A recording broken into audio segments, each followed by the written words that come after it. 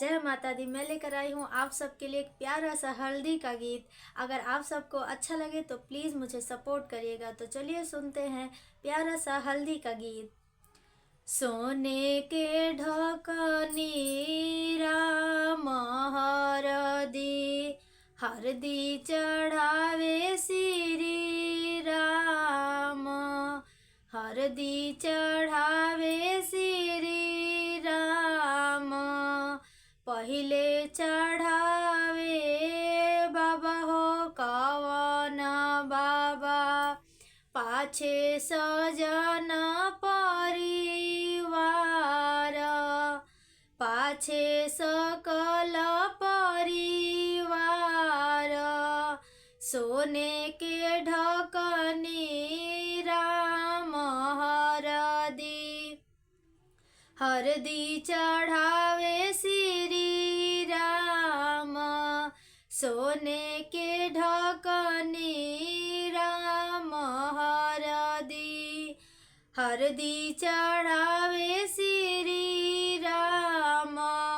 दूसरे चढ़ावे ले पापा हो कवन पापा, पाछे सजन परिवार, पाछे सकल परिवार। सोने के ढकनी राम हरदी, हरदी चढ़ावे श्री राम। तीसरे चढ़ावे ले चाचा हो कवन चाचा, पाछे सकल परिवार, पाछे सजन परिवार। सोने के ढकनी राम हरदी, हरदी चढ़ावे श्री राम, हरदी चढ़ावे श्री राम।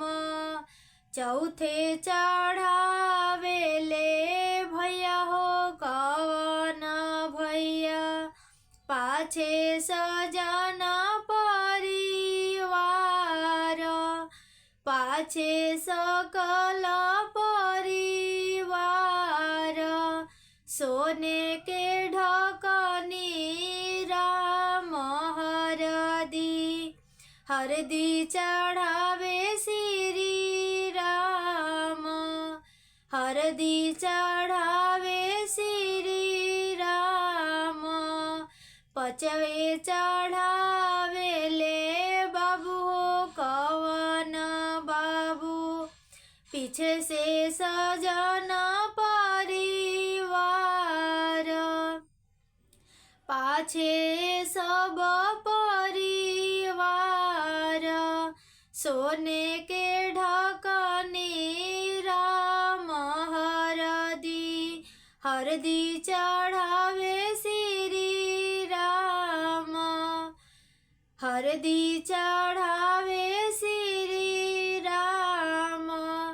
तो ये था प्यारा सा हल्दी का गीत। अगर आप सबको अच्छा लगा हो तो प्लीज़ मुझे सपोर्ट करिए, लाइक करिए, सब्सक्राइब करिए, शेयर करिए, बेल आइकन को ज़रूर प्रेस करिएगा ताकि मेरे नए वीडियो का नोटिफिकेशन आप तक जाए। और अच्छा लगे तो कमेंट करके मुझे ज़रूर बताइएगा आपको ये हल्दी का गीत कैसा लगा। जय माता दी।